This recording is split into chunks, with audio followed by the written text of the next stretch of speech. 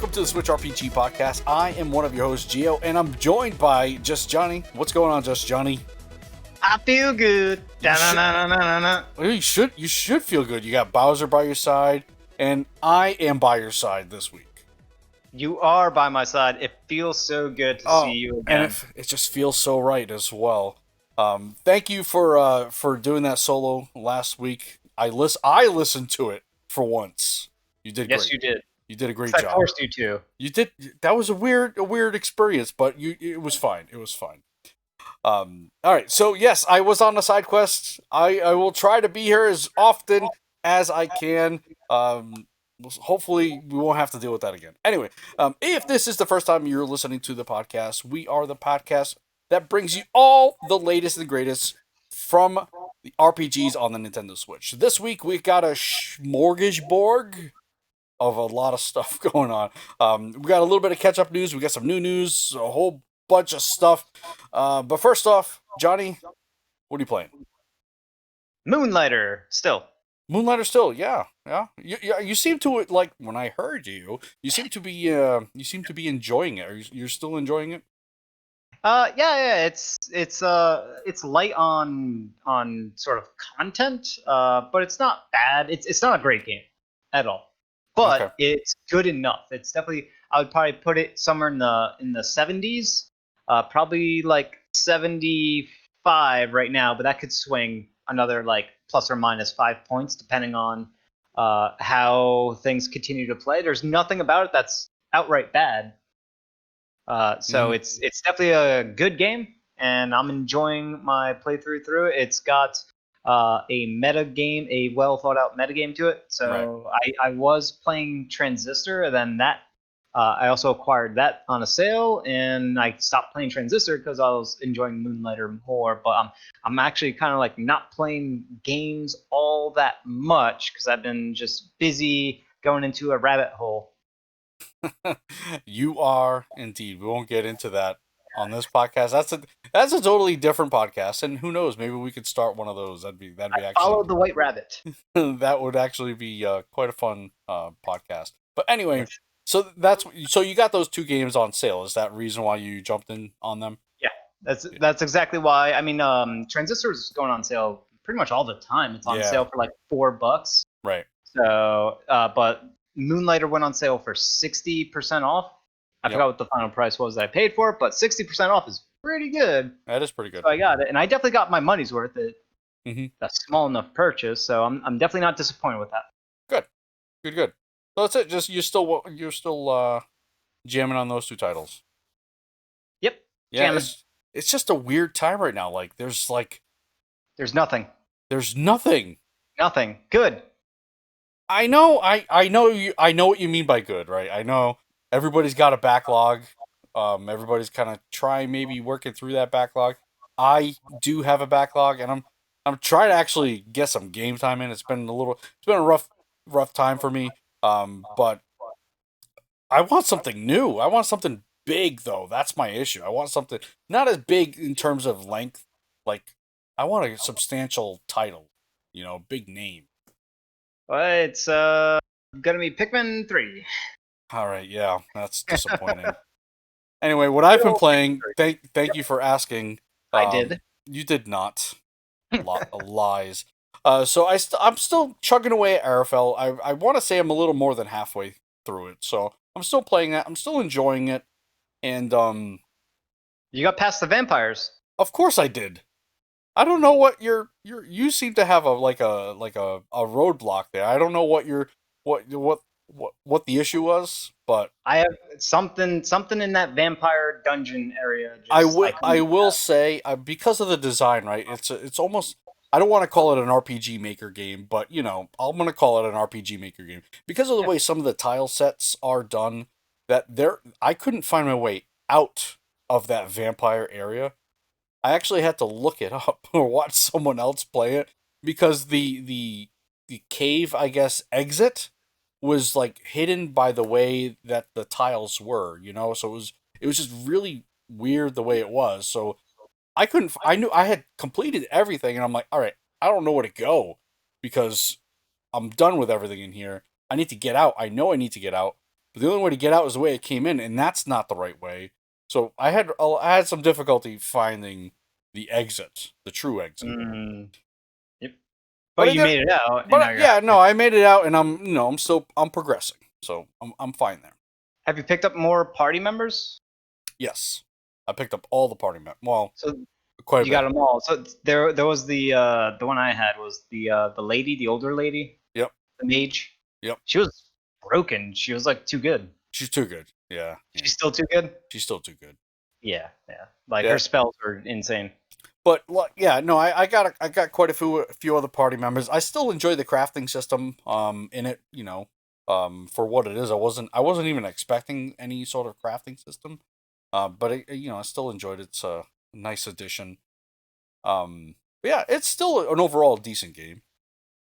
Um, I did play a game that I Kickstarter backed as a Kickstarter project, Chained Echoes for Gamescom. They had released the demo for Chained Echoes, Yep. and I played it. I love it. And this was a specific. It was a made for demo only, right? So it doesn't have any. It has some story content of its own. It's not at all related to what the game is going to be. But man, it is fun. It is really really fun. It's got some sort of overdrive mechanic. So as you're doing moves, spells, things like that, you fill up a meter, and you want to get it in the sweet spot, the overdrive spot. And if you continue to do spells and whatnot, if you continue to just kind of whack, like try and overkill the enemy, you go into an overheat. And when you go into overheat, you do less damage and you take more damage. So you really want to try and stay in that sweet spot. And there are certain spells and skills that you can use to kind of really manage it a little better. So it was again another interesting mechanic in a game that I wouldn't expect. So I'm really excited. This looks like it's my jam. What's that? Chained Echoes? Yeah. So I Yeah. see mechs. I see RPG mechs. Yeah. Oh yeah. It's got RPG. It's got mechs in it. I think they call sky armors. It also has airships, which you can also customize as well as the mechs. So there's gonna be like air battles. So yeah, it may in fact be your jam. And I'm really excited about this one. Really, Yeah. really. It's got a potential Steam release of Q4 2021. Yep. And I But want. how is there a demo for the Switch? Is there It was not on the Switch. It was a Steam. It was a Steam demo. Okay, all right. So Yeah. this game's very far off. It It's it over a is. year away. It's a solo developer. It's made by just one person. He's not doing he's not doing the composing. It is someone else, but still, it is just developed by a solo developer. So Okay. it is taking a little bit of time, but it does look like it's gonna be good. Also, speaking of backlog, I have this game called Dragon Quest 11 S. I've been putting some time into that game. I put Oh, in you got I back on? I got back on it. I want to say I put 10 hours into it, and man, I'm almost done. Almost done with that game. 10 hours. I want to give myself a little. I'm not close to done. No, I'm not close to done. but I have been playing it. I have been playing it, and I still feel and I know there's a turning point in the game. Everyone tells me there's a turning point in the game, and that turning point is like, I don't know, 40 hours. Is it 40 hours into the game? Yeah, it's like 40 or 50 hours. Yeah, it's That's ridiculous. it's ridiculous, and Yep. it is. It's kind of slow paced, and the story is really kind of ball and chain is really go get ball. All right, do this. All right, go get I feel like I'm playing fetch. It's very Yep. straightforward. It's you're playing Dragon Ball, Yeah, right? You're collecting the balls, right? The Dragon Balls. yeah, But once that finally happens, and once you get to the tree, the tree's not a secret, right? yep. It's right when you It's get to known. that tree, right? Yep. Special stuff happens storyline wise, and it gets good. It gets real good. I know. I just want to get to that point. Can I borrow your save data? It's not my save. Somebody's. Mhm. But I've been playing it. I've been playing that game, and Maybe in 2023 you'll get to that point where it gets good. it might be a while. You're right. It'll probably be a long time, a very long time. But now's the time, right? Now is the time to play something like that, right? While there's really nothing Nothing to out, do. right? Yep. Yep. You gotta stay indoors. You must obey. This is obedience time. That's it. I just gotta play my games. We must S- obey, else we get Soylent Green. Soylent what? Don't worry about it. Okay, anyway, on to the news, but before the news, don't forget to visit switchrpg.com as well as visit our Twitter handle, switchrpg, our discord.switchrpg, as well as our YouTube channel, switchrpg. And that is it for the self-promotion. Onto the news. New game announcements, Farming Sim / Action RPG Hybrid Monster Harvest, coming to the Nintendo Switch this year. So we got like what 3-4 months for this game to come out. Um, have you had a chance to look into this here? I'm looking at it right now. It's All right, but before you all go right. into that, I will just kind of read a It's got little. nice lighting. I'll read a short description. Get ready to grow, collect, and mutate your crops, and take them into battle, brimming with a multitude of areas to discover, craft, build your own farm and home. Monster Harvest blends 3 RPG mechanics, exploration, and action across a vibrant world of plannable points. All right, so Monster, it kind of reminds me. What is that?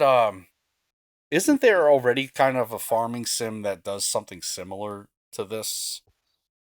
I mean, it's got a turn-based combat system. Otherwise, I would say it looks. Mm, I, it's kind of like a hybrid between, I would say, like maybe Monster Rancher. But I would say Pokemon's probably a closer one, mixed with Harvest, Stardew Valley yeah, type stuff. yeah. I thought there was Um, something with kind of the mutants and the farming. I just can't place it off the top of my head. Um, I don't know if that there are a few of those games. I just don't know if they're out. They might be out, but they're not like anything. They're not big deals. okay. This one doesn't look it visually. It looks pretty good. It looks like they got it running on a decent enough engine Yeah, it does have visually. some good lighting effects. It is pixel art, although I want to say there's some areas or maybe some things aren't really pixel artists. Like some of the design of the main character as well, and then you have the design of the enemies. They look a little different. Or Yeah, stylistically a little out of place. yeah. So there's definitely some differentiation there. But overall, I think if you're for your Stardew Valley fans, I think some people might like this. It's a different take on that for sure. All right, next new game is Aloloth Champions of the Four Kingdoms. This has been delayed to 2021, but this was actually a surprise. I didn't even think. I'm getting some echo on your end. Are you? What? I can You can hear hear me, right? I can hear you, but I can hear myself as well. All Shouldn't right. be getting anything. Are you good or is I don't know. Hello? All right.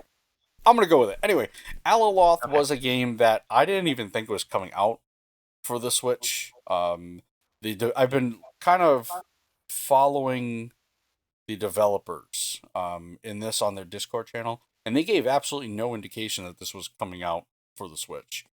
So what Aloloth is an action RPG, all right, and you can find 10 minutes of gameplay footage from E3. And then we're actually at PAX East, and I meant to go by their booth, and I never did. It does not have a description here.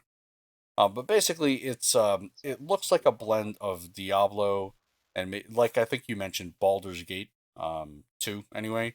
So it looks like an older CRPG, but it is very much action based.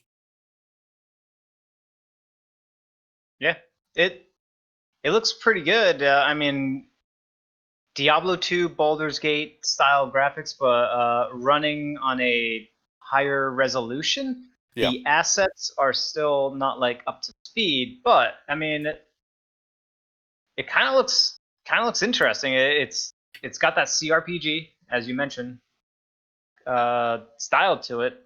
Although they're not showing enough. It's got a world map, so you're not going. There's no open world element. It's more so you go to nodes on the world map, and then each node will open up into its own explorable map, whether Hmm. that be a town or a dungeon, cave, whatever. Um, so it's got that going for it, but they're not really showing enough of the combat, or maybe I'm just missing it. No, they're showing a little bit of it, and there is some customization in there. I know that Yep. you can be an elf, you can be a dwarf, you can be a human. I'm not sure about orcs, half elves, things of that nature. But there is a little bit of customization on that, and I like the allotment of weapons that you can have a choice with, as Yeah, I'm, well as I'm looking at the combat now, and it's a definitely a slower pace. This isn't Diablo where you're killing hundreds of demons within a minute kind of thing, right, or less.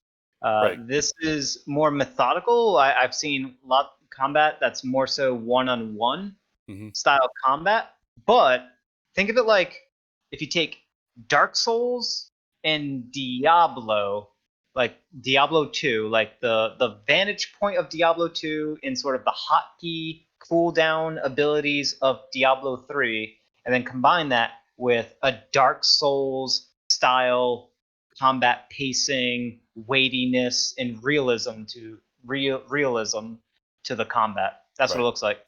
Yeah. It it actually looks good. Like that excites me more. Yeah, this game has been delayed. The developers are out of Italy, and Italy has been impacted by the coronavirus. So it totally shut down that country and that's really why they're very very behind. Anyway, moving on, we have Top Hat Studios announces Sunzai.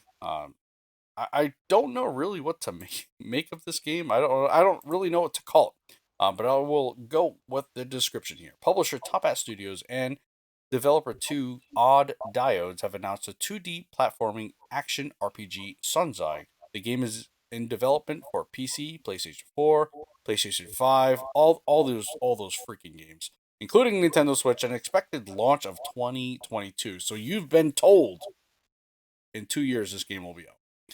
That is So a long ways away. that is an actual very long ways away, especially for what they have shown here. This Sonzai is set. is Go ahead. oh god. Well, I was going to say Sonzai is set in the town of Kumatashi and features a combo-based combat system. Players are able to customize their characters' abilities and using rune and can form relationships with various members of the town. Yeah, this game looks awesome. It just looks straight up awesome. Yeah, I was I like the character design. I like the kind of the. It's not. Is it? Would you say minimalistic? I would say It, it's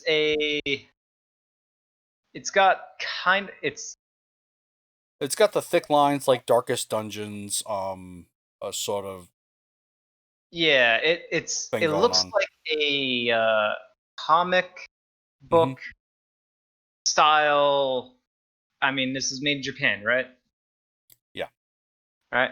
But it's not anime. It looks like more comic book style visuals. Really well animated, hand drawn stuff. I don't know if it's hand drawn, Certainly but it looks it. looks like it's hand drawn. It definitely looks like it's hand drawn at the very least on some elements. It looks really, really good visually. Just top notch stuff. They landed whatever it is that whatever aesthetic that they're going for, which I'm digging. They nailed. Yep. And if it's that far away, it's only going to get. I'm assuming it's only going to get better. It looks like it takes place in like the near future type thing. Hmm. It's if I had to like summarize it, it's almost like a Castlevania, Metroidvania style combat, but faster paced. So I would say more like Muramasa and the Demon Blade. Okay. That combat system mixed with Persona RPG, like not RPG like combat RPG. I'm talking like Persona 5 style, like interact with the city, Right. interact with your friends. The NPCs. It has a date, a calendar. It looks like it has a calendar system in there, Mm-hmm. which was a very big element of Persona 5. Right. So Yeah, that looks good. it looks really interesting. Like the first thing that drew me into it was the kind of the art style, right? The kind of comic book look there, like you had mentioned.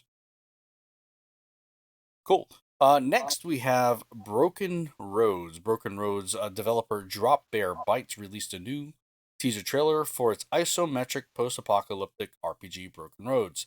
We got a minute-long gameplay video you can watch on the Steam's page. Broken Roads is set in Western Australia, which I believe that's where the developers are from, and follows a group of companions as they travel across the region, making allies, battling enemies, and investigating strange goings on. The game features real time exploration with turn based combat and hand drawn art style. And we can expect this, or it's planned for release late 2021. Mm. And I'm not sure what to make of this. I think they've already, this is their art style. So I'm hoping, or maybe there will be some improvements in it. I think it's fine. Yeah, I think it's definitely serviceable. It's it to get games to look really good. I mean, it's pre-rendered assets that you see. That's not a 3D world. Those aren't 3D objects. They were 3D objects, but they were rendered out as their own standalone sprites. That's why you don't see a whole lot of animation of those assets. They could be animated sprites, but then they got to animate the 3D assets. So maybe they acquired those 3D assets on like a asset store, added a couple of visual filters to okay. it to give it a collective art style. Maybe tune back the fidelity of textures because it looks like the texturing is not. I wouldn't say blurry. I'd say intentionally um, Dirty. basic. Yeah, like intentionally muddied. Yeah. Yeah. Um, I mean, it looks fine because you got to remember these things take budgets. I mean, if you whenever you can, you definitely want to animate as many of things Sure, it makes the as you can. world feel alive, that sort of Yeah, stuff. Yeah. I will say I am looking at something that looks like, oh, if I can find it in a still here, um, morality. I'm interested in how that changes things. So there's is there I'm looking at what looks like the pause screen. You got a party tab, morality tab, the skills, and the journal. The morality has four different quadrants: a utilitarian, a humanist, a Machiavellian, and a nihilist. And there's all sorts of like icons all over the place. So I'm wondering, is this based off decisions you've made, or like NPCs you've interacted with, that sort of stuff? it's got a few more than that too. What do you mean? Oh, I see what you're talking about. Yeah. Yeah, and then when you look at the skill trees, there's even more stuff. So there's a lot of I guess RPG elements in this. Yeah. But Uh, what I really like is that it's turn based and it's not real time, like real time action, that sort of stuff. and you're playing with a squad. You're doing I don't know weird Aussie apocalyptic environment type stuff, which is they say late 2021. I mean, we can kind of tell with the visuals that there's still work to be done. Hmm. Uh, but late 2021, and the fact that Australia is in the situation that it's in, I, you know, I feel sorry for Australia overall. So I hope this game, the people making it, I hope they pull through and they continue. But it's times are real bad right now in Australia. Indeed, indeed. Speaking of real bad times, next on the list is Battle Hunters, come to the Switch in October. So we got a month for this game. This game Let me just describe it. Battle Hunters sees players controlling a squad of 3 members, selecting from a roster of 28 potential heroes recruited during the course of the game. It features real time combat as players go on a journey to save the kingdom from a nameless villain. Let me also read. Developer Phase 2 Games has announced a squad based RPG Battle Hunters, and it's coming out this October and also launching on also launched on iOS last year. I will say it looks like an iOS game. It looks like a mobile game. Came from Tencent Studios, kind of thing. Yeah, I don't know. It just really looks very generic. Looks like a very mobile tap 'em, beat 'em up. It looks safe. Very very safe. It's clearly intended for a younger audience. This is not for you know graduate graduate from high school people.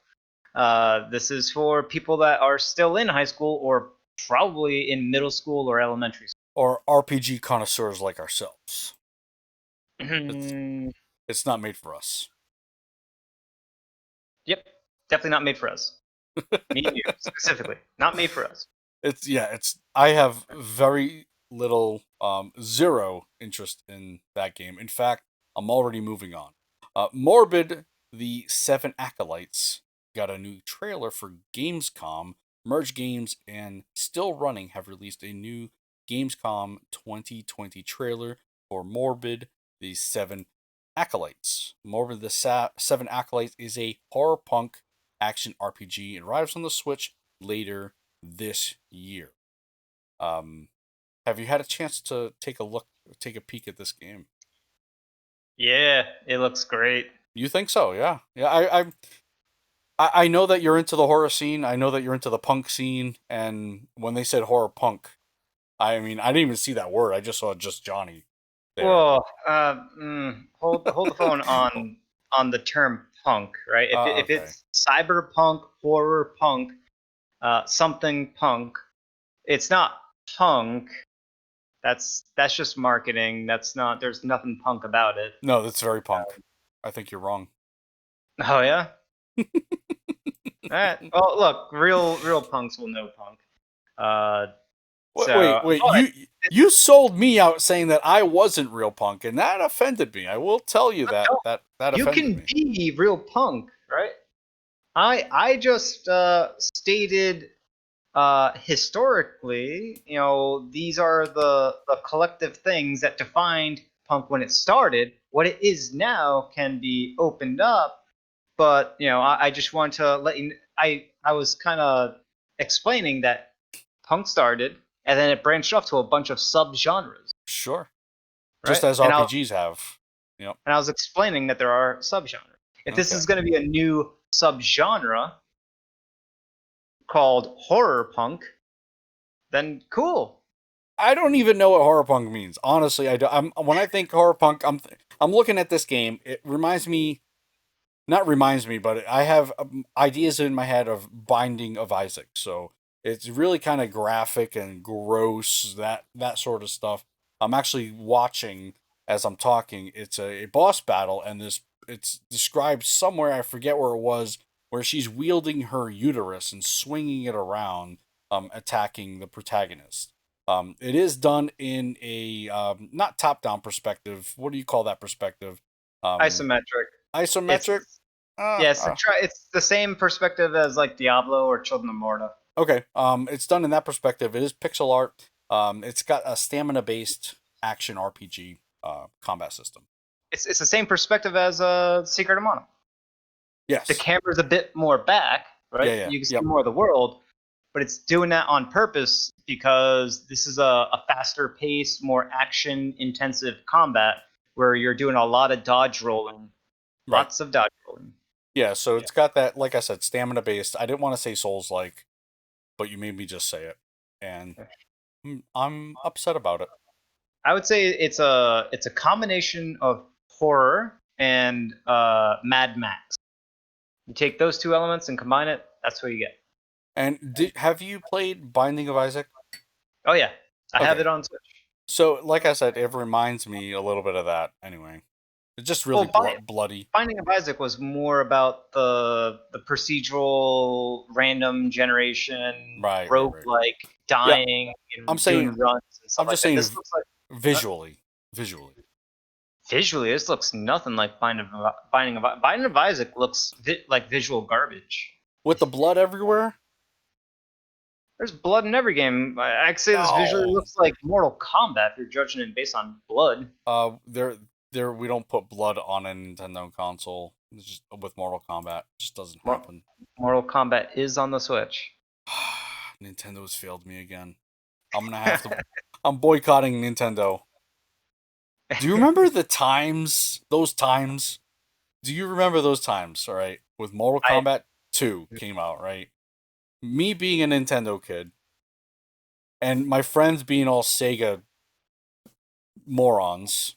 yeah. Well, Oh, that's I know how you feel. okay. They had the blood, and then here I am. I forget what color it was. It certainly It was wasn't. sweat. It was sweat. It was like black sweat. It was terrible. It Yeah. was terrible. Yep. No blood. You get a lot of sweat. No blood. When Kano did so I had the original Mortal Kombat on Super Nintendo, not the second one. I had that one, and I had Mortal Kombat 3 or Ultimate Mortal Kombat 3. I forgot which one it was. Those they were I had those both. two There were Mortal two. Kombats. Yeah. I never had two. Two was when they really upped it on like gore factor. Two was a nice step up. Yeah. But the first one, right? Kano does the heart rip thing, and he holds it up, and inside his fist was like black, something made of like tar. It looked like made out of tar, so you couldn't really see it, and there was no dripping blood or anything like that. It was like such a. I will say though, the some of the fatalities were actually really good on the Super Nintendo version. Um, like Raiden's fatality was better, and Sub Zero's may not be better, but it was really cool. Well, what did he do? The spine rip? Is that what it was? That's what it was in the Genesis version, but on the Super Nintendo, he jumps back, freezes the enemy, and then walks up to them and punches them, and they shatter into 100 little tiny frozen pieces. Yeah. That. Don't get me wrong. Yes, that is cool. But man, that spine rip was awesome. The spine rip was awesome. Yep. Going back in time. Anyway, Yeah. moving on. Adam RPG materializing on the Switch soon. Adam Team has announced that it will be releasing Adam RPG on the Nintendo Switch. The game will arrive on the platform on September 4th, so 2 days from the recording of this podcast. Or actually, one if you because we're recording so late, right? Anyway, a new user interface will be utilized in the Switch version, as well as a new control scheme, graphical parity with the PC version, and the ability to freely transfer saves from the Switch version to PC, iOS, and Android. So there's a lot of maneuverability. That's actually pretty cool. Adam RPG is a Fallout-inspired isometric throwback RPG set in the aftermath of nuclear war between the Soviet bloc and the West. The game features a comprehensive character creation system, a non-linear world to explore, and turn-based combat. And just as I've said, it definitely reminds me of Fallout 2. If you're at all a fan of Fallout 2, or perhaps even Wasteland 2, although I really didn't enjoy my time with Wasteland 2 because of This the. definitely looks better than Fallout 2. I will say Yeah. that Oh, by a definitely. lot. Yeah. It's more in line with Wasteland 2 than it is Fallout 2. And But less obtuse and weird and not doesn't make sense. yeah, you could say that. I'm not a fan of the Fallout 1 and 2. They were old games with old game design. Yeah. Stuff that got in its way. But I However, think they have a heck of a following though. With those CRPGs and the post oh yeah, apocalyptic CRPGs in general. a following of dinosaurs. Old people like us, well, like me. Not like us because we actually like good games. Oh man, yeah, I'm not a fan of the older CRPGs. I just think they there was a time and place, and we have advanced on a lot of the things that they did bring onto the table. It's just I just can't. I try, but they're not made for consoles. They're really not. But anyway, Oh, they can be. they can be if done. It's the combat system that can make or break it, right? So if you take example for Divinity Original Sin 2, that's done in the classic style as a CRPG, but it's turn based. So that makes a world of difference. It really does. Yeah. There's definitely ways to do it well. I mean, XCOM, right? That does it really well, right? Right, Because it's they do a turn-based thing, right? right. That's why it fits console so well. I mean, when you have to actively manage your crew in these older CRPGs, the real time with pause, if you have Yep. to actively manage a crew on a console without a mouse, man, it is very hard to do that. It is Well, you can. it's way too clunky. Well, Well, I was gonna say is there are more games coming out where you can use a keyboard and mouse on the Switch. Yeah, I know. Yep, you can. I'm not pulling out all these peripherals to play a game on the go, Well, or I would. Are you kidding me? If it's a CRPG, a really good one like that supports keyboard and mouse, I would do it in a heartbeat. what? Name a CRPG that you would do that for. If there was a good one. If there was a good one, thank you. Thank you. Yeah, And but by the problem, CRPG, I mean modern day, because the old ones, there are plenty, but they're just old, and their oldness gets in the way. right? But the problem is the Switch's hybrid model doesn't allow for keyboard and mouse on the go. You have to play it just as you would a PC, right? So I don't know. Yeah. Well, I don't know. on the go is well that's just awkward anyway, right? Right, right. How would you play something on the go on a keyboard and mouse when it's a handheld? You have to Right. hold No, on to it. you can't. It's impossible. It's Yeah. impossible. That is going to do it for this week's new game announcements. I will try and put these in the show notes. I have been really bad, and when I say really bad, I've never done put these in the show notes, but I will try to put them in the show notes. Can I do one little tiny thing? What? Adam RPG, by the way, Yeah. is scores really well on Steam user rating. It's at 88%, both long term and short term. Well, So it's a quality game.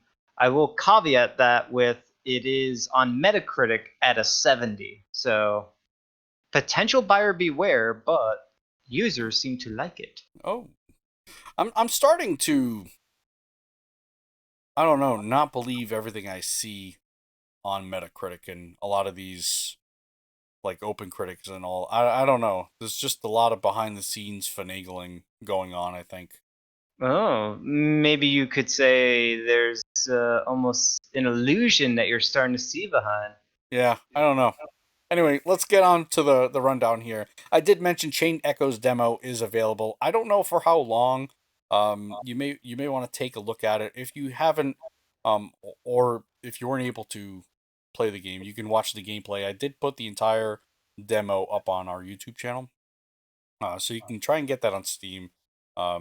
It might be just for the entirety of Gamescom, which is pretty much over. So anyway, Chained Echoes demo available. Then we have news that Crosscode physical release got pushed back. That is a bummer. No reason was given other than it's getting pushed back to October. Is that correct? Switch will now be September? well October. September. Yep. Yeah, Europe will get in September, and then in North America, here October 20th. I jumped in on this for the collector's edition, so I'm gonna be waiting a while. I so wanted to play this too. It just looks. I didn't want to buy it digitally and then get this version, so I'm still waiting. Is this physical edition going to be one of those you have to order online? You can't pick it up in a store type of deals? I don't think these guys, Strictly Limited Games, does that. I know Limited Run does that with Best Buy because I know they did it Okay. for Divinity Original Sin 2. Yep. So I don't think these guys do that. Mm. It's a tough call because I hope this is because they did have there was some initial issues with the Switch version of Hmm. Crosscode when it first released on Switch, and then they came out with a patch, I think like a 1.1 patch or whatever, probably like a month later or something like that. It came out not too long ago, Right. and that did some performance improvements of the game itself, where it just ran better and smoother. So is there still issues to be worried about? And if so, hopefully those are the reasons why they delayed it so that they could incorporate all of those fixes so that because once it's released, ideally you don't want to have to download any other updates ever again. Yeah. Yeah. Like they did with Bloodstained. Yeah, yeah. Like I have the physical cartridge and it's utterly useless because it requires a full game download. It's ridiculous. The joys of physical collecting nowadays. All right, then we have Yeast 9 Monster Knox coming to us summer 2021. This is one that I think I ordered this on NIS America, their website. They had like some sort of collector's edition. I'm all in on this one, even though I just have a feeling, and I think you've said this many times, with these Yeast games, they're generally pretty good, or at least safe in a way that they're good. Um, and I'm all in on this one, and Yep. that's all I'm saying. It looks good. It looks like a nice jump up from the previous one. I'm on board with you. As always, I'm always going to wait for reviews to come out just to be doubly safe. Right, But yeah, I'm more excited for this one than I have been for any other Yeast game. right. So yeah, that is coming to us. Drive Back the Future coming. Man, PS4 gets it before we do, but at least we have some sort of idea of when we'll be getting it, along with PC. Summer 2021. Cool. Hey, Hey to you. ooh my! Breaking news. Oh boy. So I I just on that website that's linked on that article. What is this? GameStop. Oh, this is on the GameStop website. So if you look up Yeast 9 on GameStop, and then if you scroll down, there's gonna be some recommendations, uh-huh. and boom, right there. I don't think we got an announcement of this, but 13 Sentinels Aegis Rim is coming out next month. Not on Switch though, on PS4, but that means it's localized, which means all they have to do is this is we talked about this game a while ago, like half a Right, year ago. right. So, and I'm definitely looking forward to it. And this is a company that brings their games to Switch, to Nintendo platforms, multiple Nintendo platforms. So this could be coming to Switch. This could be an announcement, especially when Nintendo's being extra quiet. I I Right? thought No we directs have I happened. thought we knew that this was coming to the PS4 though. We did Here. because it released on PS4, and we were assuming it was going to come out on PS4, uh, but we didn't know for certain. We definitely didn't have a date, and the assumption was that it was going to come here to the States. Well, lo and behold, it's a month away, less than Yeah. a month. Yeah, if you go to store.playstation.com, search 13 Sentinels, you get the full game released September 22nd. Yes, and I mean, just look at the game, look at the trailer. You're going to be excited for this. It looks exciting. It looks exciting. It scored exceptionally high on Famitsu. So I'm definitely excited because Vanillaware they bring their games to Switch, so or to Nintendo platforms. So Right, I'm right, right. hoping, cross my fingers, that this will be part of whatever Nintendo's next direct is going to be. They don't bring all of their games to the Switch, They don't, but but well, they now skipped the Wii U as they should because the Wii U was a disappointment. what I can't tell though is because I'm just watching it, I'm not listening to it. Is it dubbed in English or is it just subbed in English? I don't know. It Okay. won't bother me either way. My guess is that it's going to be subbed Okay. and not dubbed. That's just my guess, because some of their other games I don't think had any dubbing. Right. All right. Cool. Got some information there on the fly. Not bad. Not bad. All right. So we have two more digital events coming up. The Tokyo Game Show. Tokyo Game Show is actually pretty large. Not as big as Gamescom. Well, used to be anyway. But it's got quite a bit of stuff here. You always got Square Enix there. Um, then you have Tencent that's always there. Sega, Atlas, like you mentioned. Capcom. I don't know what they'll show if they show anything. Generally, all they show is Monster Hunter because I feel like that's all they have. Maybe some Resident Evil stuff, but anyway. Gung Ho Online has looks like they have a spot here. They're the ones who recently did Grandia 1 and 2 for the Switch. Let me actually go back up. So this starts on the 24th here. So Tokyo Game Show 2020 online live stream schedule has been announced today. This was September 1st. And announced today. And this year it is Team Xbox. Interesting, who is kicking off proceedings. As the name suggests, this year's Tokyo Game Show event will be digital event due to ongoing situations. According to the published schedule, Nintendo won't be present, and I don't think they've ever been present to this, but they won't be present at the digital event this year, which is disappointing. And I'm reading here. Here's what to expect. Okay, so it starts on the 24th. We have our opening, and again with Xbox. So Xbox is they've been really trying to reel in the Japanese audience. Now with the Xbox One. Not with the Xbox One, but for this new iteration, the Series X or whatever it's called. Um, you know Really? why? They've been trying? They've of course yes. With what? With what?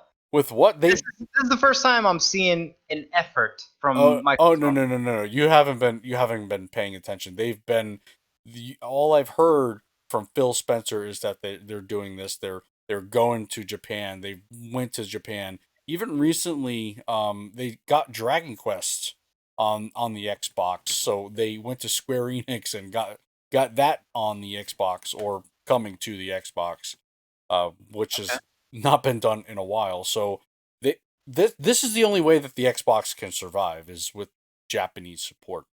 Yeah, And absolutely. It's a big gap. it's Japanese and first party. It's the combination of the two. But they definitely need that, and that's what's opening up the event. It's Xbox, and then you have Square Enix, opening up day one. Yeah, no So Sony. no Sony, no, nope. So yeah, you have those guys opening up the event. Then you have some Game Era. They're the ones who are doing or publishing that Alaloth game. And that is the 25th. So this is the next day. Stop me if you see something you like. Sega Atlas has something going on that day. Gung Ho, Capcom. Okay, we'll see what Uh, happens Nothing. there. I mean, only because Sega now owns Atlas. That's one to pay attention to because I do love Atlas. Yeah, Sega is like yawn fest. They'll roll out Sonic and be like, "Come on, Sonic, you can do it." And and then it's Sonic, "I'm Sonic. I'm cool." And yeah. like, no, you're Oh not. no, you're not, dude. You're not. So the 26th, what do they have going on here? They have Spike Chunsoft, Cyberpunk 2077, Night City Wire. They must be doing something there. Level 5 special meeting. Level 5 does do some stuff for the Switch there, so maybe something there. Oh, Uh, level 5 does a lot of stuff, so yeah, that will be very I was being very facetious when I said some stuff. okay. Um, then we have Konami, which does a lot for video games. I'm sorry, Ah, that was 20 years ago. My apologies. they got Uh, an hour. they have a whole hour. Is this going to be just them playing gotcha games or like what are those arcade games they called Chinko. pachinko machines? Yeah, Yeah. screw Konami. Well, you're hitting the nail on the head. They're going to find another beloved franchise and just completely ruin it. They're gonna put a ruin parade on it and just Oh, they're you gonna like oh you like Suikoden? I hear Eiyuden Chronicles is in the news. Here's a Suikoden Pachinko machine. yeah. I think it's it'll be that because that's the next one to ruin Castlevania. They haven't ruined that one enough. So that might be one because there was a Castlevania-ish game last year. That franchise has been dormant for a while. Silent Hill? Silent Hill had many Pachinko machines. I remember discussing this on a podcast that I did before doing Switch RPG.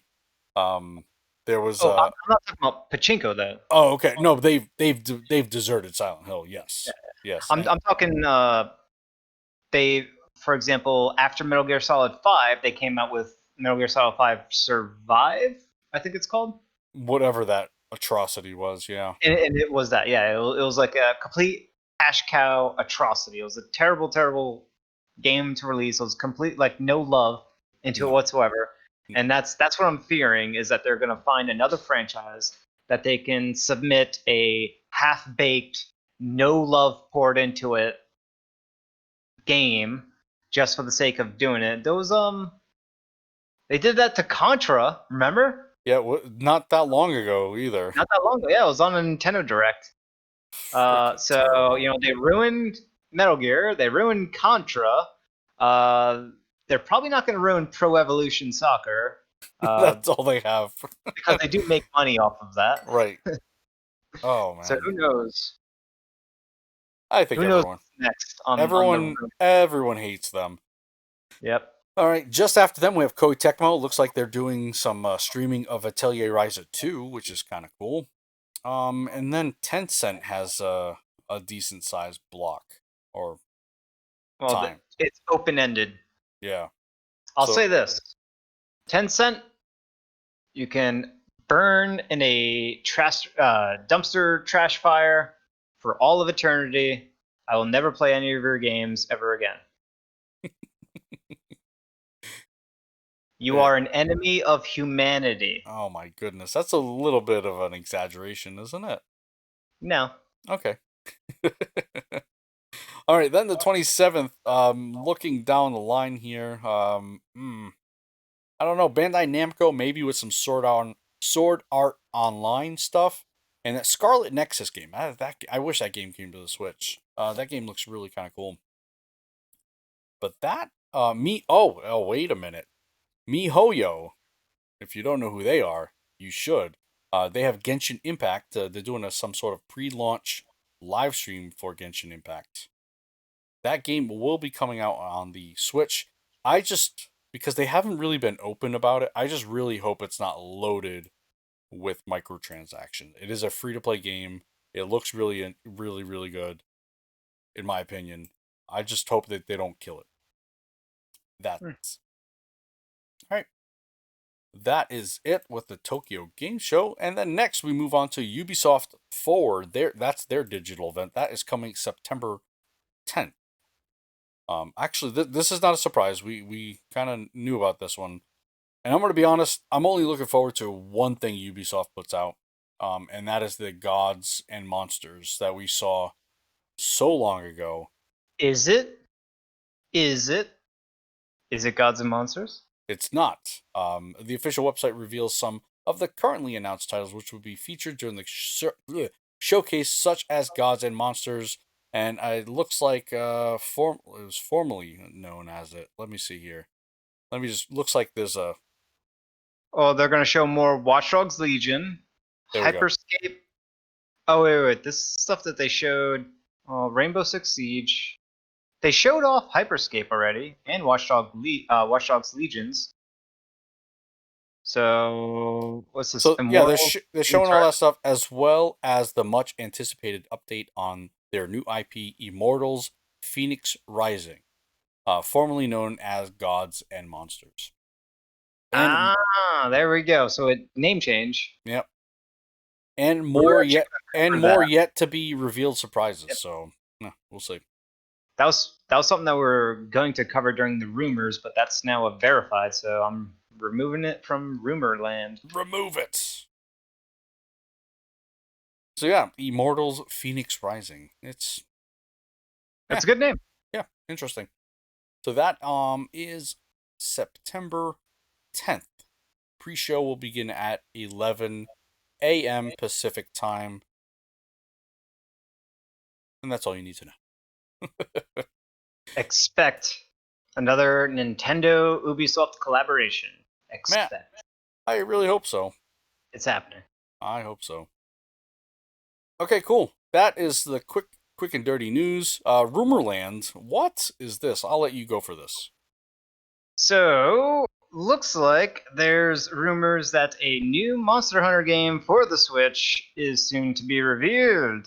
Soon. Hmm. That's sort of some of the new tidbit, tantalizing information. Now, Capcom is TGS Tokyo Game Show is coming up. Yep. Capcom's going to be there. Yep. Yep. So, boom. By the way, Monster Hunter is Capcom's biggest franchise. Is it? Yep, it is officially its biggest, most lucrative, delicious franchise, surpassing the beloved Street. Resident Evil, What about Street Fighter? surpassing that as well. That's crazy. Yeah, Monster Hunter is crazy. It definitely the juggernaut, and also the fact that there hasn't been a Nintendo Direct in quite some time. And what I always thought, the moment that there was no June Direct, is that they're just gonna save it for a September, their typical September, and fill that slot in. So I'm thinking either TGS spills the beans first on the Monster Hunter Switch game, or a Nintendo Direct predates TGS and spills the beans. I would rather have just do it during the Tokyo Game Show. No, no, no, no. No. Nintendo. This is going to be a Switch specific thing. You bet, and it's Monster Hunter. That's going in a Nintendo Direct. There's no way this is going to get announced outside of a Nintendo Direct, unless there isn't a Nintendo Direct that is coming up soon. Gotcha. All right. Let me just. This is where the rumors coming from. All right. So, Video Game Insider Dusk Golem has tweeted to his audience that Capcom is planning to show the Monster Hunter game they have apparently been developing for the Nintendo Switch platform. Capcom hasn't announced a new Monster Hunter game for the system, but they previously said that they are looking at a Monster Hunter targeted to middle high school kids like PSP entries did. Dust Golem claims that Monster Hunter Switch is based on the Resident Evil engine, which the company has gotten up and running on the system. As always, this is just a rumor, so we shall see and wait what happens. Wait, I said that Please wrong. be excited.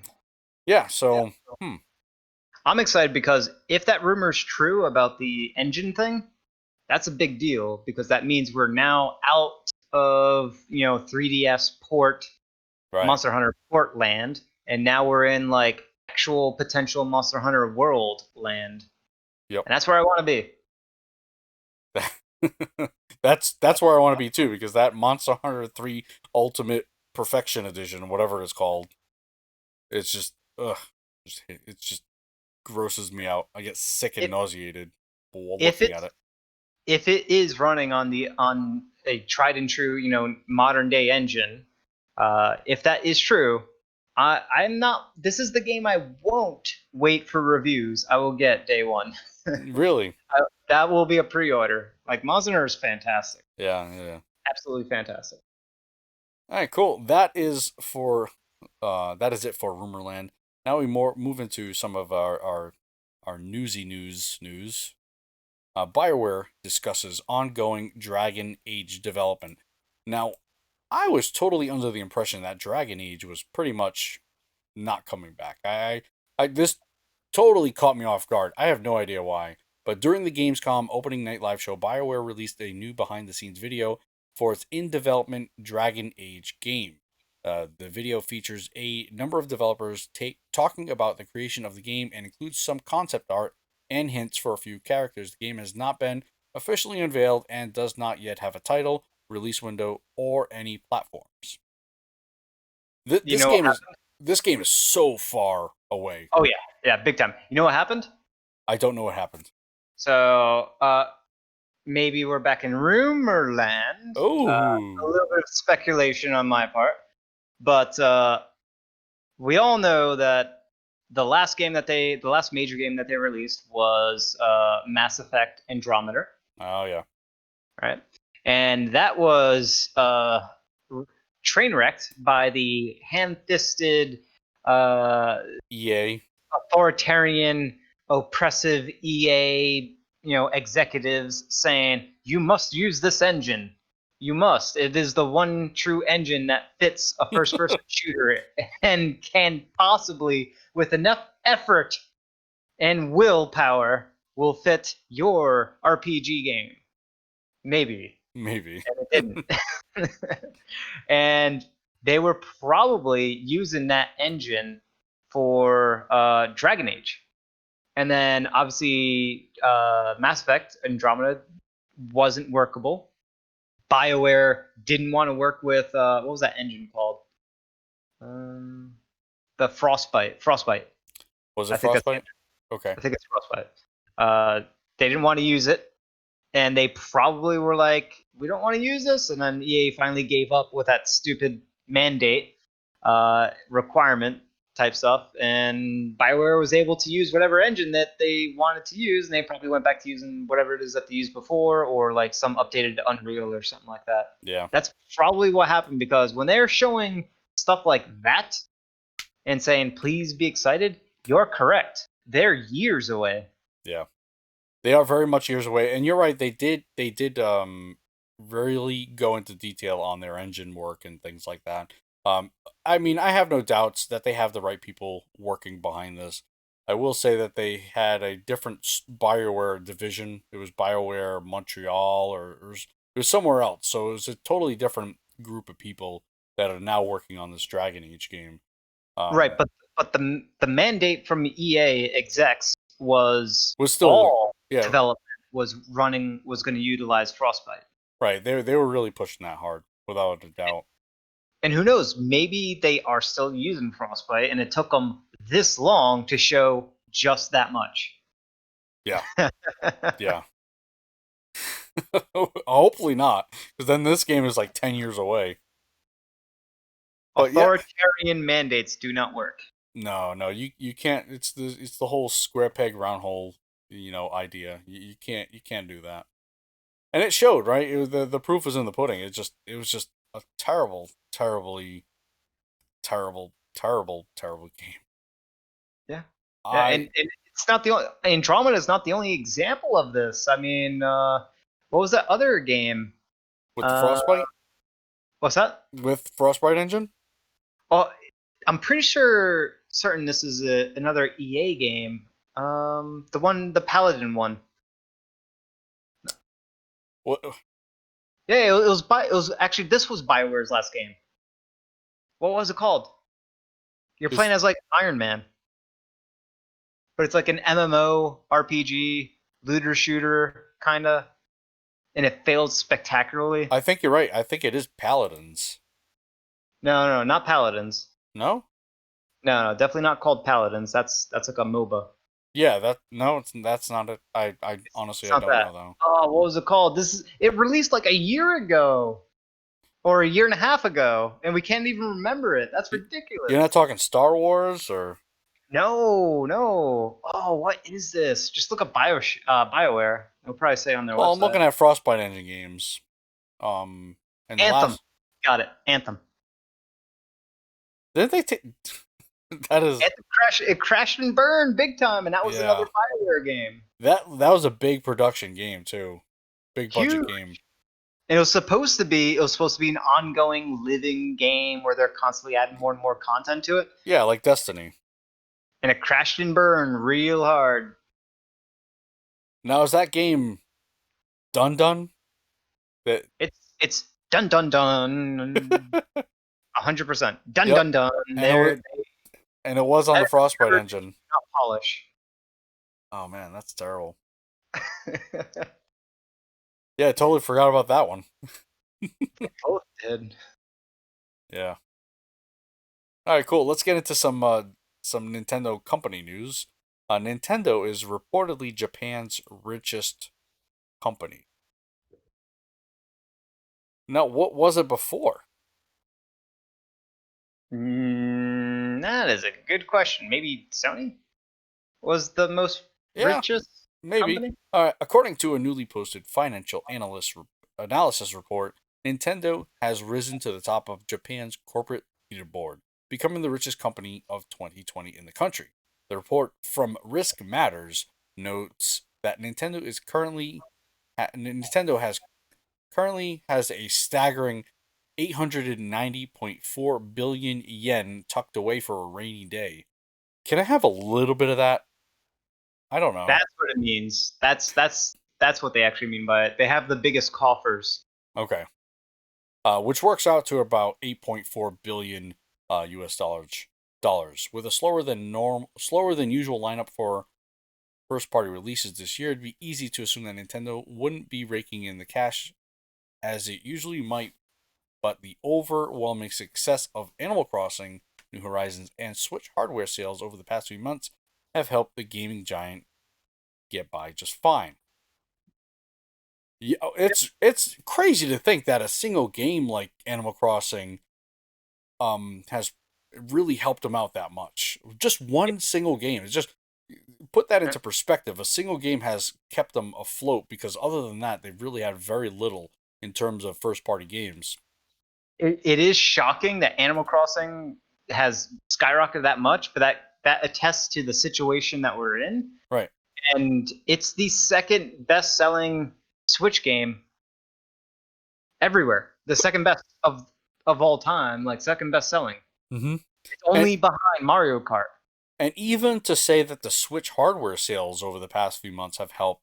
I mean, that the Switch hardware has been kind of hard to find sometimes.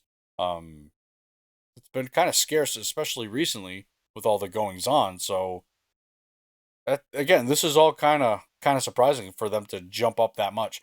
And if we are right, say for example, Sony was the top dog, they're kind of that nest egg that rainy day funds. They might be utilizing that right now to try and put out whatever they can for their new console coming up too. So there is that sort of thing going on as well. So, say for example, if Nintendo was putting out a new version of the Switch, you would expect maybe that rainy day fund wouldn't be there. They're kind of maybe putting money into R&D and putting into, getting this new system out there with whatever promotions, marketing, all that stuff. But So to put it into perspective, uh, even the biggest of big budget games costs less than 50. They kind of cost in between 50 to 100 million. We have 8.4 billion, which means if you move the decimal place over a few times, you can make 1,000 high quality AAA Nintendo games with that money. 1,000. That's how much funding Nintendo has. oh man, can they do it though? Like, what are they? Can you please start now? They can do it. They can do it. They got it. Here's the thing though, like this has got to tell me when we get back rolling here, like 2021 is going to have should have some big hitters in there, right? Because we've had like nothing. I hope so anyway. All right, sticking with Nintendo news or Nintendo business news. Nintendo is hosting an online career briefing session next month. So for anyone who is in the market for some positions, let's see, Nintendo is holding an online career briefing next month, and it's aimed at experienced designers in the gaming industry. Developers who have worked on Splatoon and Zelda series will talk to prospective employees on the 24th of October with the aim for some vacancies to be filled for successfully selected individuals to work from either Kyoto or Tokyo. The vacancies that are available are as follows. So we have 3D CG designer, terrain designer, 3D CG designer for character designers, 3D CG designer for character animation, UI UX designer, and then also an effect designer. You know what this is all about, right? I don't know, but are you replying? Well, first off, I don't want to live in Tokyo, Kyoto, Okay, so I okay. don't speak Japanese. Well, that's nothing. I'd be a fish out of water, and I don't want to be a fish out of Okay, but what does this mean? water. Well, what this means is, in case, so I'm just connecting the dots for people. That's all. Remember that. You're going back to rumor land, aren't you? Oh, this is speculation land. That's all. Okay, Speculation land. okay, We can okay. call it rumor land. But this is backed by actual statements by Nintendo, right? So, Metroid Prime 4 was in development internally at Nintendo.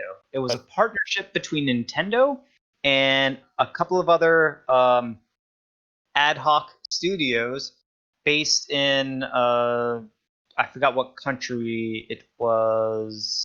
Not it, I think it was Indonesia, some Asian country that isn't China. okay.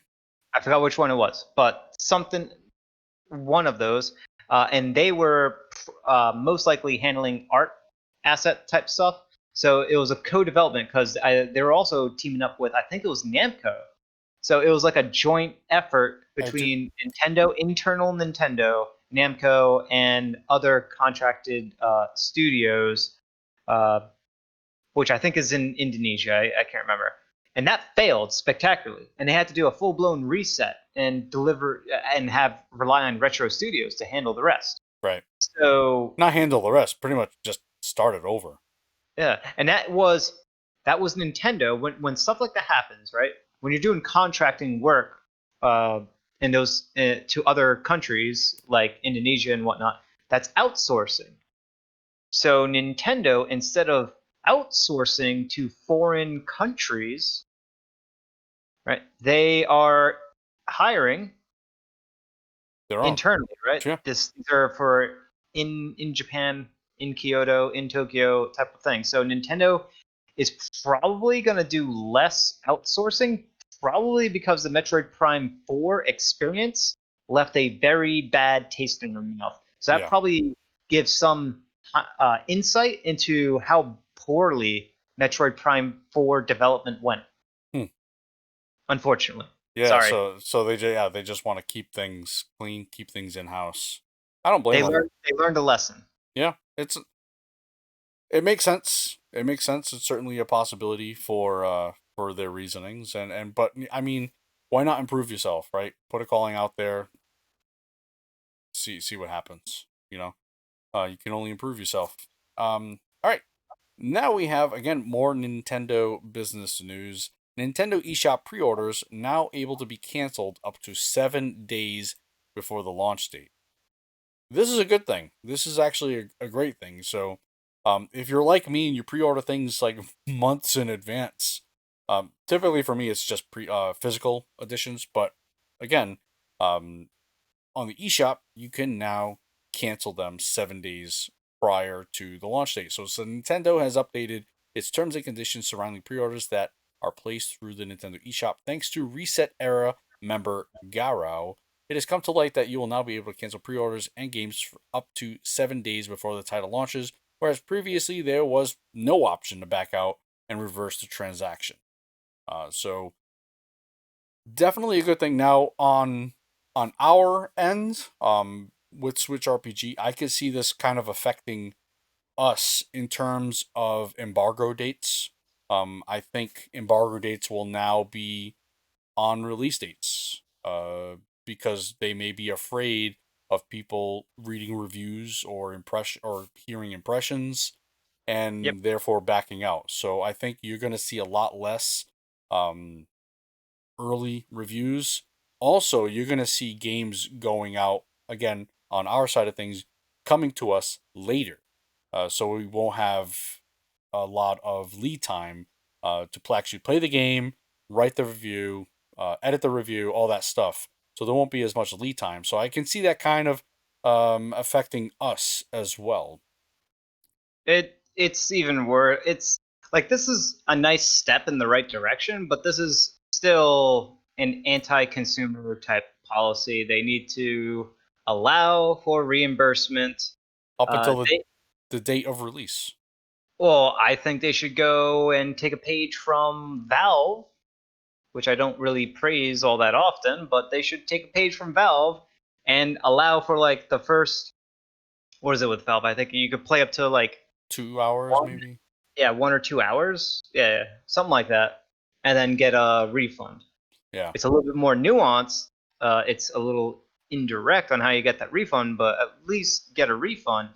I mean, Nintendo is tracking your playtime, so they could do that. They could figure out. I guess the only thing that they're worried about, and this is typical Nintendo stuff, is they believe in the concept of users being able to just be disconnected from the internet and still play their stuff, right? Because Right. they downloaded the game, therefore they can kind of download the game potentially, get their refund or move their account over to another system, get their refund, but still play the game on the original system that they downloaded it onto. So they're probably worrying about like weird corner case stuff like that. Yeah. So they may not be confident in their system track like their tracking system. Yeah. So maybe we may never see that here. Yeah. So I mean, yeah, that would be nice. There are times where I've bought a game and it is uh absolutely atrocious. It's really bad.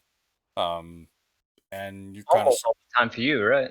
you're kind of stuck with it. Yeah, Johnny never plays bad games. Is that what it is? I've played too many bad games where I know how to avoid them. Whatever. Whatever. Okay. All right, we went this whole show without even mentioning the Nintendo Direct Mini Partner Showcase thing that almost no one's talking about. The only thing that really affects us here is the collection of Saga. So we have some old games becoming new games, but still looking old. Collection of Saga brings Final Fantasy Legend Trilogy to the Switch this December. As a celebration of the Saga series' 30th anniversary, the first three Game Boy games are headed to the Nintendo Switch this December in a bumper 8-bit collection. So, when is this first complete port? Launches on December 15th. That's the date I was trying to get. All right, cool. So, this includes Final Fantasy Legend 1. I'm sorry, what else do we have here? I can't even find the stinking list. Final Fantasy Legend 2, Yep, yep, yep. and is it just those two? No, Final Fantasy Legend 3. There you go. There you go. There also is a physical version of this. And when I say physical version, I use that term very loosely. So if you go to this is being put out published by Square Enix. So if you go to the Japanese Square Enix site, you can get a bunch of goodies, physical goodies and a downloadable code for the game. So they don't actually give you a cartridge, they actually just give you the game itself. Nothing more than that. Now, you into this? Now, No. No. it looks old and dated. This was the Game Boy Final Yep. Fantasy, right? Yep. Game Boy, and this came out during the early years of the Game Boy, so it's gonna have that old bad old game design stuff. It's gonna have just old mechanics that we don't want to play anymore type Yeah. stuff. So I think this is gonna I mean for people who like it, it's more nostalgia. I don't know. I don't know. I think Final Fantasy was it Final Fantasy Legend 2? Is that like the one that's actually like a mana game, or am I thinking something different? Oh, uh, I'd have to look that up. I'm not gonna do it now. Anyway, no, yeah, you're thinking of something else. These play like Final Fantasy games. yeah, Actually, I would say more like maybe Dragon Warrior style games yeah. or Dragon Quest. Sorry. if I use the lesser name. But yeah, so December 15th we'll have that collection here. For anyone else who remembers what was showcased on that Nintendo Direct, more power to you. I remember nothing. It was trash. It was really not that good. And in fact, I would rather have just had the partners announce it themselves. Yep. You know? All right, moving on. That's how fast that, like, how, I don't know, insignificant that was. We're already And it was moving on. a mini And one, but it was an official direct, and but it the was the one prior to that, the was a little more substantial, I guess, yeah, maybe. So, that was what the indie world. yeah. Yeah. Yeah. Anyway, new Nintendo Switch FCC filings discovered for future system SoC, RAM, and CPU changes. So this is all leading into either a new iteration or a pro version or something. Something's happening. Yep. So if anyone's wondering, SoC stands for silicon on chip or system on chip. System of a Down on chip. I think it's silicon system on a chip. System on a chip. Okay. Yeah. System on a chip. So that's the processor. In case people wondering, processor slash graphics. Uh, so because typically processor wafer for especially Nintendo systems and just consoles in general historically have had the CPU and the GPU on the same chip. So Yep. that's why they call it system on chip instead of calling it just a processor. Nerd Talk Minute, sponsored by TigerDirect.com. Yes. Go ahead. That's it. So a change of the system on chips, that means processor and GPU, and change of memory, which is another important thing, and that could be a lot of stuff because that could be more memory, which I definitely think, and it could also mean faster memory, which is a possibility. But the more important thing is more memory, more memory, more memory. Always remember to have memory because that's like the most important bottleneck because you can fit any game you want as long as you have the memory available without having to do anything significant to changing the engine and the code. Yeah, you need that flow, the flow of information to Yeah. be right there for the processor to grab it and do whatever. Yeah. And with the CPU and GPU, that's less important because if you don't have enough power, enough oomph, you can always down res or lower the frame rate, right? That is way more toggleable. Not having enough memory can be pretty much it runs or it doesn't run, or in outer worlds. Outer Worlds, yep. In outer worlds skate, with the problem with that game is memory, right? That's a game that needs to run on larger memory systems, and as a result, you see lots of streaming of textures, pop in galore, load times galore. That's what you run into if you don't have the memory. Yeah, yeah, and you're gonna see that with those bigger budget games. The Outer Worlds is not meant as it stands now. I know that I know that they're in process of doing a patch. I don't know what that means. But as it stands now, that game should not be running on a Switch right now. So some other tidbits here to keep in mind is that there is no change in shape of the enclosure and the component layout related to RF, that's radio frequency, characteristics, including the antenna between the original model and the new model. Okay. Interesting. So The SAR testing of the new model on the new model is not required and is waived. SAR testing is some sort of like approval standard safety. It probably the S part is probably safety. mhm. So people have been talking about this as if it's like a Switch Pro or a not necessarily a new version, because yes, it is a new version, but not the next generation. Uh, I don't think that's it. unless it starts getting into 4K gaming, then I might consider it next gen material. It's never going to be 4K. We're never going to get that. But what we will get 4K, but we're never going to get it for games. What we will get on a Switch 4K wise will be like streaming services. Okay. Anything that does video playback, that will be 4K. We probably won't get a 4K handheld. They'll probably bump that up at most to 1080, and that's it. They're not going to go beyond 1080. I would be fine if this would be 1080. I think at this point, we shouldn't get anything less than 1080 resolution. Well, on for a handheld? screen on handheld, yeah. Well, it works well on 720. Yeah, no, It looks real good. it looks good, but I want Yeah. better. I want better. Well, This 1080 is there. It's available. I mean, I don't see it costing much more. 720, even in YouTube TV land, right? In YouTube standards, 720 isn't even high definition anymore. It's 1080. That's high definition. Whereas before, 720 used to be high definition. It's not anymore. well, yeah. Well, technically, 720 is still high definition, but yeah, 1080 is the de facto standard. I think 1080's where you need to be, and then at that point, you get up to 60 frames per second.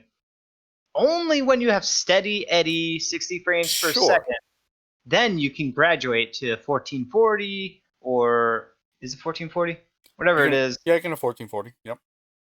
And then to the full-blown 4K without sacrificing the 60 frames per second.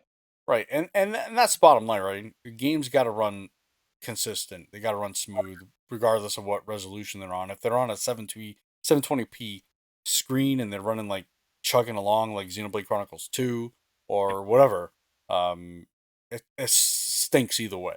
You know, I got my chicken leg, and I want to put butter on it, and I want to see it melt. That's what I want. What does that even mean? Smooth like butter. Oh. Who eats chicken legs with butter? Honestly. I ate a chicken the other day. With just butter? Yeah. Oh no, you gotta put either some barbecue or some buffalo sauce on there or something. I ate its heart, I ate its liver. Oh boy. Alright, we're moving on. Shigeru Miyamoto was barely involved with Paper Mario the Origami King. And it shows. Shocker. He's like, I've seen what you guys are doing. It's not an RPG. I'm out of here. In case people are wondering, Shigeru Miyamoto has stopped working on video games. He learned his lesson with Star Fox. Is that what did him in? Star Fox Zero? Yep. Yeah. That was a major pride hit right there. Ugh. Yeah, he's just a face right now. You know what I mean? But Eurogamer Germany has recently had the opportunity to chat with Paper Mario Origami King producer Kensuke Tanabe and director Masahiko Nagaya. Both confirmed that they have almost absolute control over the franchise since Paper Mario Color Splash for the legacy Wii U system, and that the legendary developer Shigeru Miyamoto was barely involved in the development of more recent entries in the long-established series. And then you can go on. It goes on, kind of just saying what was in the interview. And yeah, basically Miyamoto, he was in it occasionally. He was barely in there. Checked in a few times, and that's it. Yeah. I mean, what is he gonna say? Well, he basically doesn't want, because he's sort of the overseer on how Nintendo IP gets presented. And he tried the image, right? The kind of like how Mickey Mouse always needs to look like Mickey Mouse across whatever thing Disney does. It's the same concept. Miyamoto is that. Miyamoto ensures that there is a familiar presentation to the Nintendo characters, because he created a lot of them. And I was gonna say it's the same thing with the Zelda series, with Link and all that stuff. Where was he during the Super Mario Brothers movie in the early '90s? Yeah, Where was he? You know what he was though? It is a terrible movie, but it's kind of one of those guilty pleasures of mine. I really like the movie. he was bathing in dollar bucks, Mario bucks. Oh man, Those $100 bill showers. dude, I loved that movie, and I still, I'm gonna have to rewatch it with like not nostalgia glasses. Trust the fungus. It made zero sense. I'm with you. That movie was awesome. I loved it though. When did it Yeah, come out? So IMDb has it as a 93. 93, 4 out of 10. Rotten Tomatoes got a 23. I don't know. I'm gonna have to rewatch it. What, did it come out in 93? I was guessing. It was 93. Yeah, I said early 90s. Whatever. Oh, yeah. That's definitely early 90s. But yeah, I'm gonna have to. I told you, I'm gonna rewatch this movie, and you could probably find it like the full movie on YouTube or something. I'll totally watch party that with you. You know what? I have done this in the past. If you join our Discord, there's a let's watch section, and I've streamed some stuff that I'm able to stream. I guess because I own it. Um, maybe I'll do that. Maybe I'll do that. I'm down. I'm totally down. Yeah, it's a fun movie. I like it. Anyway, Xenoblade developer Monolith Soft has now over 250 employees, so they are ever growing. And it's good, right? This is actually great, actually. Monolith Soft, the developers behind the critically acclaimed Xenoblade series, have revealed that they have now surpassed 250 employees. I feel like we do this all the time, and it's consistently growing. As of August 2020, the developer has reported that has 254 employees, 25.2% are female, 75% are male. That doesn't matter to me. The average amount of time that the employees work at Monolith Soft is around 5 years and 8 months. The average age is 35. The number of employees working for the company continues to climb, which is clearly great news. I feel like I just repeated this whole article beforehand. Anyway, yeah, great news. They teased the new project with some concept art. They have yet to show anything from it. Like literally, other than some concept art, we got nothing. We got nothing It's other than this stuff. it's creeping on 3 years since their last new unique game. They did release, right, the remake to, or the borderline remake remaster of Xenoblade. Did they do that in house? Oh yeah, that's in Okay. house. Okay. Yeah, I mean you could tell there's love in that Yeah. remaster. Yeah, I just wanted to see, but I mean, I don't think it took an entire team to do that. I still think they were chugging along at whatever else they were working on. Yeah, I'm with you. I'm with you. I mean, a team this big, absolutely, especially when the size of the team to create the original Xenoblade or even Xenoblade 2 was not this big at all. Yeah. So they have extra people. What they probably did is they probably hired a bunch of new people due to the success of Xenoblade 2, and they took a lot of those new people. And a great way to learn is to do a remaster, right? Yeah. It's already tried and true. You can't fail. Well, you can, but it's really hard to fail. I mean, I know that these guys do massive games. They do games that are just filled to the brim with narrative. Great. I like all their combat. Yeah. I want to see them do something smaller. No. How dare you? How dare you? How Take that dare? back. Okay, I take it back. Can they do both? Can they do something large scale and maybe smaller? Do something smaller. Like, Torna, the Golden Country. yeah, but it's just it is smaller, yes, and it is, but it's more of the same ideas, really. It's really nothing Has it new. has a it has a different. It's similar, but it has a improvement to the combat system that is fundamentally different Yeah. to Okay. Xenoblade. so it's No, got that. I understand what you're saying. I understand what you're saying, but I want something outside of the Xenoblade. Outside of that series. I'm with you, but it's And got to be. I think we'll get it though. I think we'll get it with whatever this new thing is because the concept art didn't look Xenoblade to me, but They'll do it. I believe in them. they better do it. They've been hitting home runs every single time. Yeah, I mean, yeah. They got they got recently. 3 awesome RPGs. And by the way, Xenoblade Chronicles X is pretty different from the other Xenoblades. It is very different. Yeah, It's an offline MMO. I guess you could call it. yeah. Yeah. Well, They, you can do multiplayer online. Well, the online stuff is the multiplayer, yeah. so it's not offline. Would you? Yeah, you're right. You're right. Would you like to see online reincorporated into Xenoblade? If they do it the way that they did it in X, and then make it easier to do the multiplayer stuff in X, absolutely.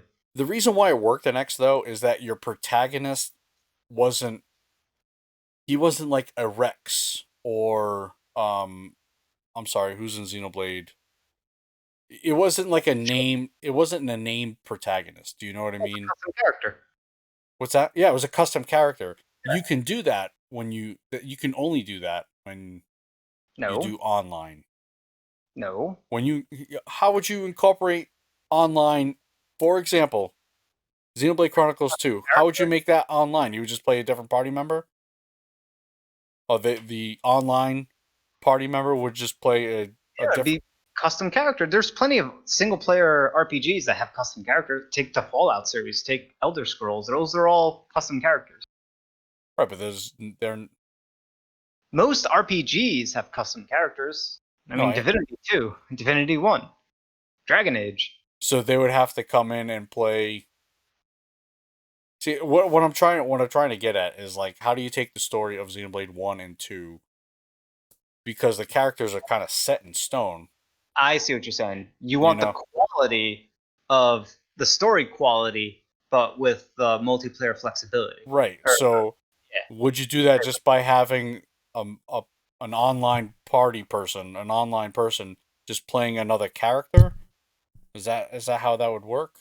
It's all dependent on the narrative design. There's been plenty of games that can incorporate very excellent storytelling, even though your character is a nameless one. There's been plenty. I mean, just take a look at MMOs in general, right?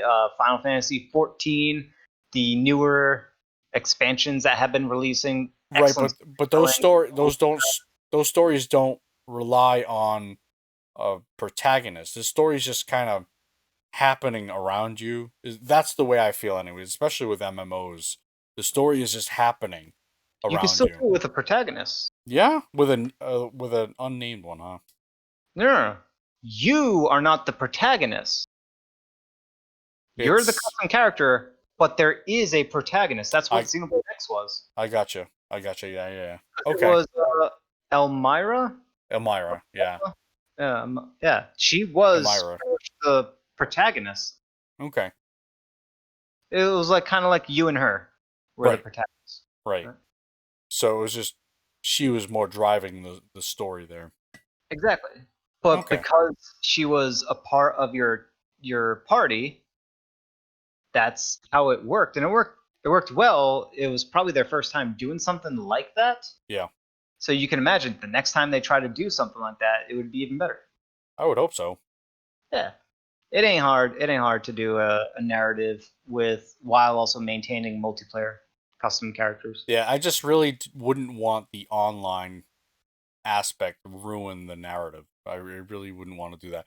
But you're right. I didn't. And now that I'm remembering Xenoblade X, it was someone else really kind of pushing the story, and you were just kind of there as a passenger, really, As a friend.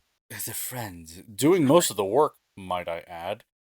Yeah. Uh, all right, that is going to do it for the news. We have no listener questions. I did not ask for any.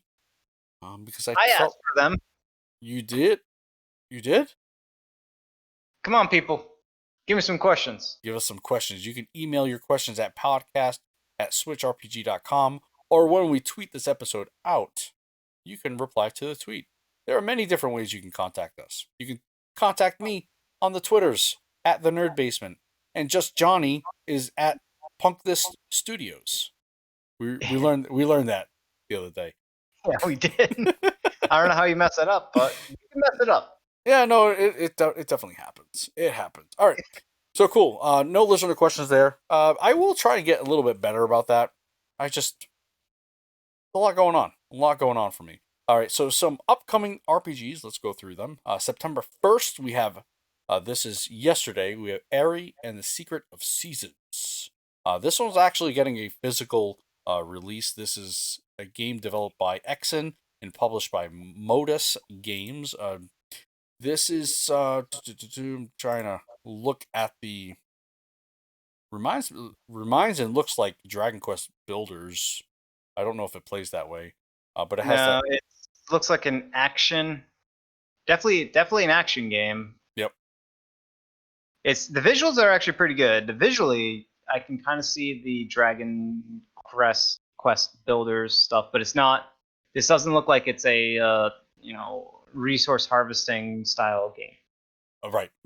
I just meant visually. That's what it looks like. I don't know how it plays because I haven't read it yet. Rewarding exploration, harnessing the power of the seasons. Ari can traverse sweeping landscapes in search of new destinations, solving amazing environmental puzzles to progress. Captivating storytelling. Ari is recruited to help the Guardians of Seasons, an old organization caught up in rigid traditions. As she ventures through uncharted locations across Valdi, Ari will discover secrets and hidden meanings behind the Guardian of the Season. So it's got dynamic environments, manipulate the world around, fluid combat. Looks like it's an action RPG, and it is done all in 3D. Oh, oh. What, what are we doing? Yeah, I'm looking at gameplay. So it also just released on Steam as well. So this is a simultaneous release. Some of the additional tags that they have on it, they got action, adventure, puzzle, RPG, platformer. Those are the gameplay tags that they have on it. Yep. Visually looks good. It's definitely got some degree of a budget behind it. It has a pretty cohesive style. It has kind of like a nice little old. Yeah, it's kind of like going to be one of those exploration, almost like a Zelda-ish style thing. Yep. But let me see if I can take a look at the Or combat. or maybe even like Oceanhorn. Yeah, Ocean Order would be pretty close. And we have a MSRP at $40. Yeah, you know what? It doesn't look bad. It looks pretty good. There's only 15 user reviews on Steam, and it's at 80%. So that could fluctuate. Yeah. So potential buyer beware or potential buyer pay attention. Yeah. We will see. Next, we have Under the Jolly Roger, September 3rd. So probably by the time you listen to this, it is a game developed by, it doesn't say here, published by HeroCraft, an open world pirate action RPG. Okay. Under the Jolly Roger is offering an ultimate ability to free roam the vast world filled with dozens of colonies and forts, hundreds of quests, and countless ships to plunder. You can trade, fight, explore on your own, or call friends to do the same together. So there's some sort of online to this. Okay. Game features limitless sailing in real time. Use global map only if you want to. A system of leveling your pirates, let them grow from sailor boys to skilled old salts. And then it says again, hundreds of quests. Now, I'm looking at screenshots. They all look like maybe some FMVs, some video. Like, I don't know if this is actual gameplay here. So let me look at some gameplay. Or have you seen some gameplay? I haven't So I'm not certain. I'm Okay. not certain. These might be BS shots. All right. Well, I will tell you that it does not look like Sea of Thieves, although it is maybe playing a little bit on that. It is more realistic, I guess, graphically. But it looks like I don't know. It's got some maybe even some town building aspects to it. Maybe as you get your plunder or whatever you do out there on the seas, your maybe your base or your port that you um go to changes. Um, but I don't know. It's got the whole you know I don't even know what you call it, ship dogfights. What do you call them? Ship fights?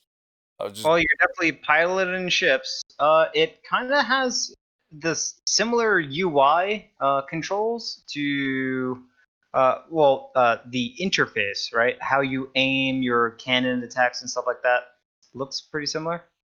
okay. Uh, I'm looking at the gameplay right now, so it's And I'm also I totally did not expect this. Like, I'm looking at a sequence here of the person going onto land, or he's on land, and he's attacking like skeletons, and skeletons got numbers. He's using a blunderbuss. He's attacking them with with that as well. So there's some land and sea stuffs going on here. yeah. Okay. There's definitely stuff going on. The video I'm looking at is weird because it's in a different language, so I don't know what some of these buttons are. But you can board another another ship with your crew, and there's a ship on ship crew versus crew melee combat happening. Okay. You can see the two ships sort of side by side with one another. So there's that, and you confirm that you can go off onto the onto land. Yeah. So yeah, this is definitely not something that's small.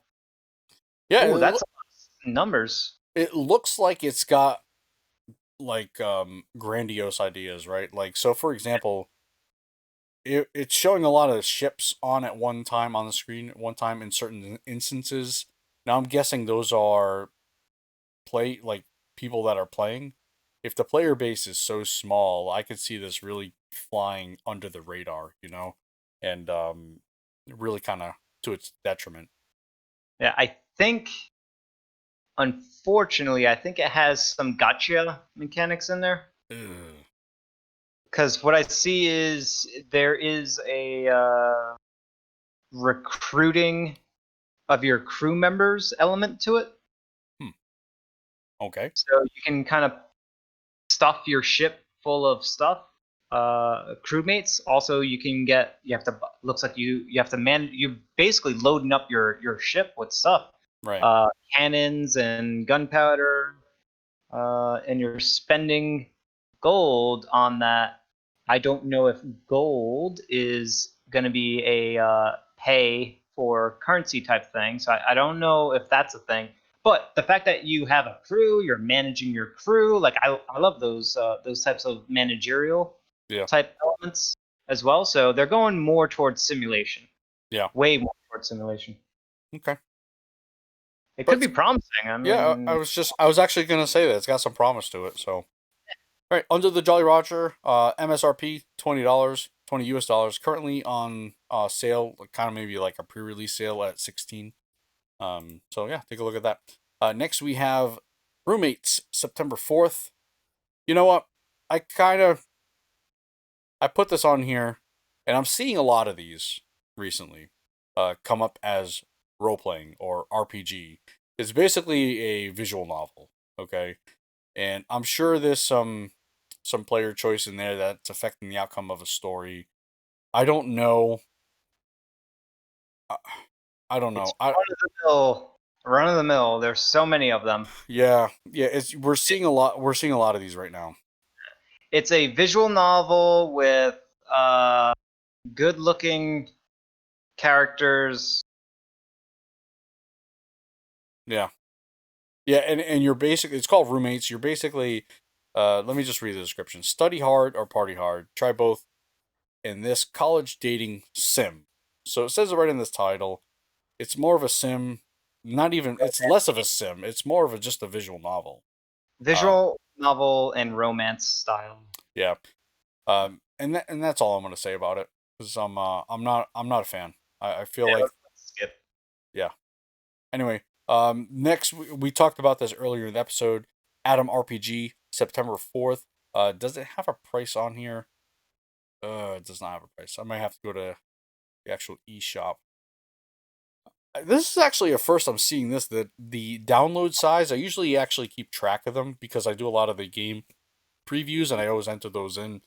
Now they're getting to the thousandths in these gigabytes. Usually it'll just say 6.1 gigabytes, and now it's 6.098 gigabytes. All right. I'm just gonna take a quick peek. This was kind of newly announced, so I'm not surprised that it's this information isn't filled out here. I'm just looking for a price here. It is $15.99. It might be worth that. And more, honestly. So yeah, that is Adam RPG. We talked about it. I'm not going to go into too much more detail. September 4th. So maybe by the time you listen to this. All right, next we have Paradise Killer, and I think is this another visual novel? um, this one's hard to explain. It's weird because there is. It looks like there is exploration, kind of like Mist style. Okay. All right, It let me says an just open world mystery. What was that called? An open world mystery. first Okay, person open world murder mystery. there you go. All right, an island outside of reality, a rogue human civilization hoping to resurrect dead alien gods. What? A murder behind locked doors. Paradise is an island that regenerates every few millennia. The psychic power that alien worshippers within release into the universe is meant to feed and eventually resurrect their fallen allies. But this force also attracts undesired interest from demons, who eventually corrupt each island until a new alternate reality is birthed by the council. Oh my gosh. So you're basically going around trying to solve mysteries. Is it first person? Maybe. Yeah. Yeah. It's definitely Yeah. first person. I don't know. I don't Eh, know. it's an adventure game that Yep. is focused. Look, it's different. That already is enough to say maybe you might want to check it out, especially if you're looking for story-rich games. This could be something to pay attention to because stylistically it looks real good and Yeah. quality. It looks like it has the quality too. Yeah. It So definitely say stylistically, aesthetically, it looks pleasing. It looks like it'll be good. The price point is $20. I think this is gonna lean more heavily towards the puzzle mechanics, especially with the trying to solve a crime. There's got to be some uh gathering of evidence, things of that nature.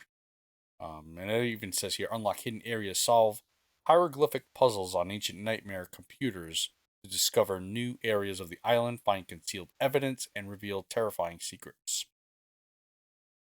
Yet, take a look at it. Paradise Killer, September 4th, published by Fellow Traveler. Don't have a developer on here.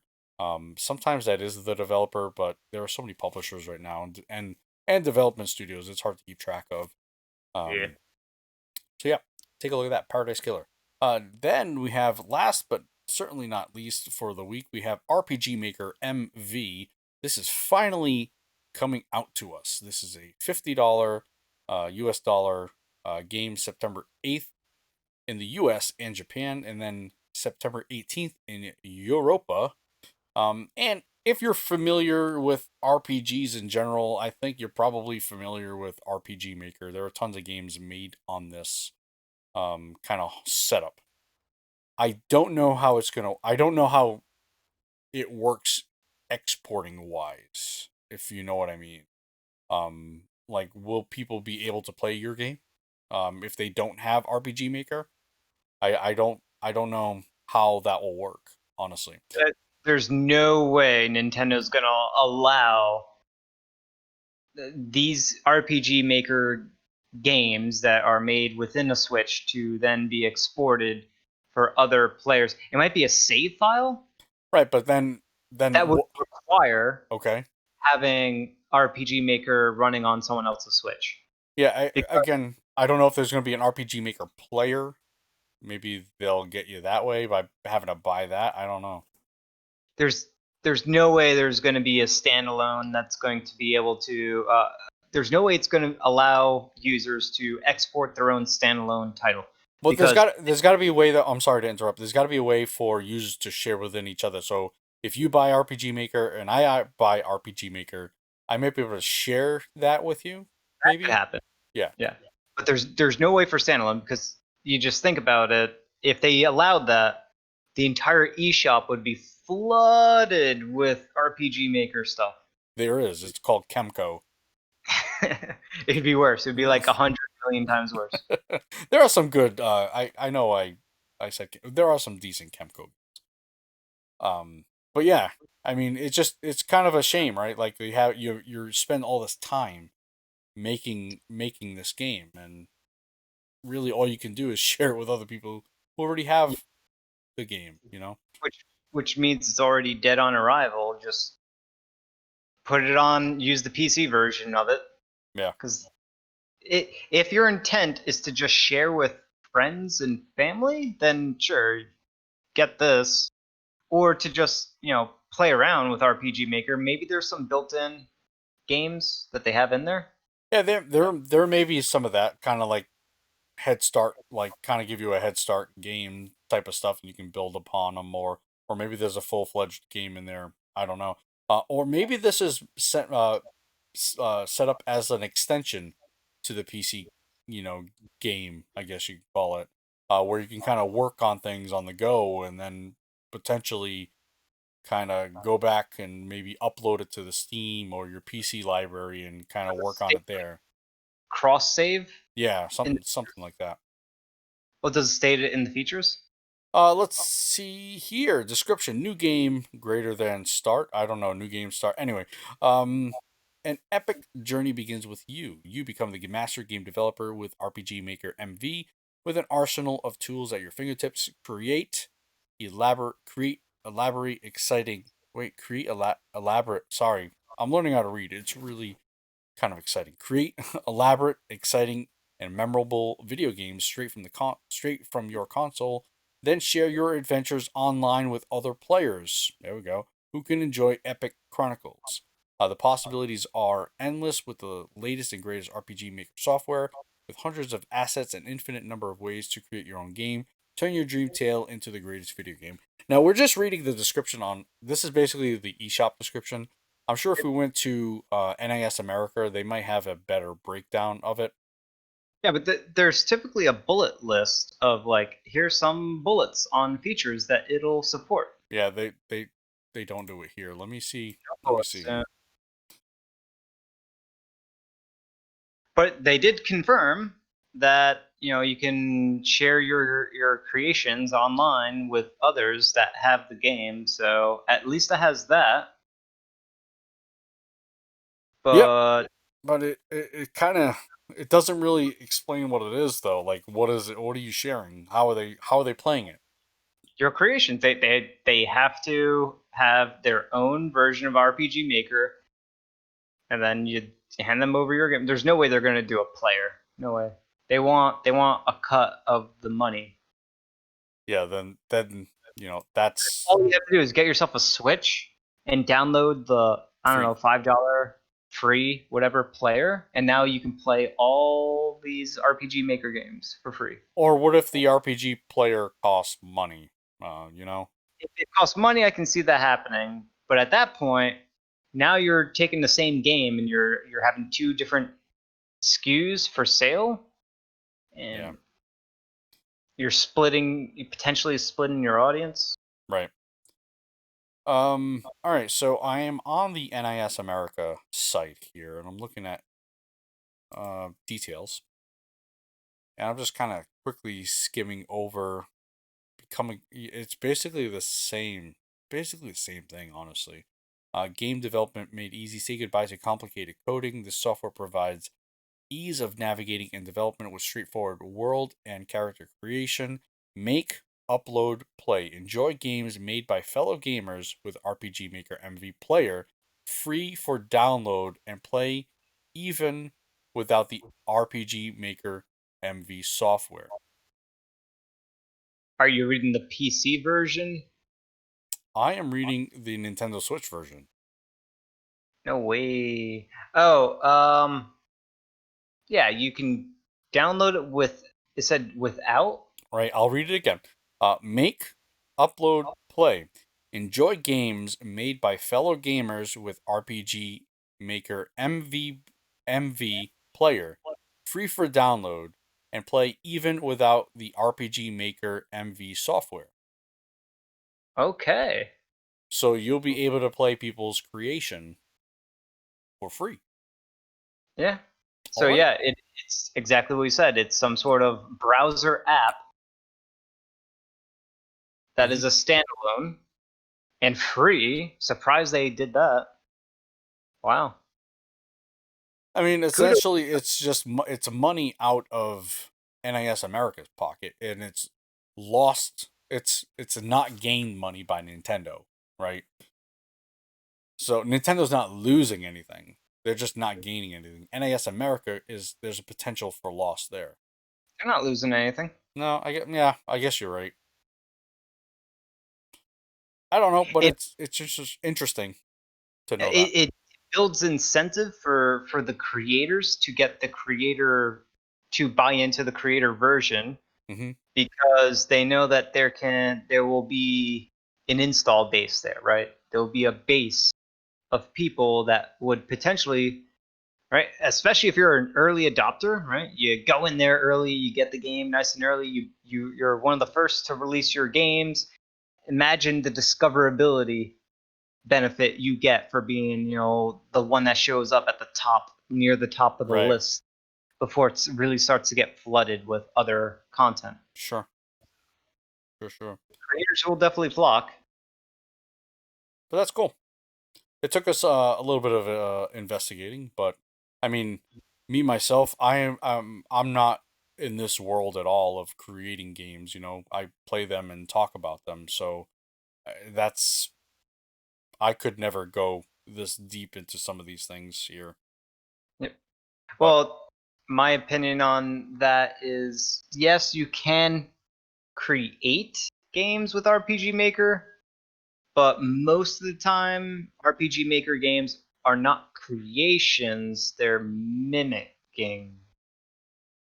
That's where I kind of like say, do you really want to do, lean towards mimicry, or do you actually want to lean towards creation? right, I mean, this is a step into the creation territory. You know, It's maybe good for learning, excellent for learning, education type stuff. Yeah. yeah. Cool. That is going to do it for today's episode of the Switch RPG podcast. You can listen to the show each and every week at switchrpg.com, or you can subscribe on your favorite podcast app. If you listen on an app, please again give us a rating and review. We want to climb up those charts, so your support there would be amazing. And finally, remember to head over to switchrpg.com for all your RPG needs on the Nintendo Switch. Until next time, I'll see you around.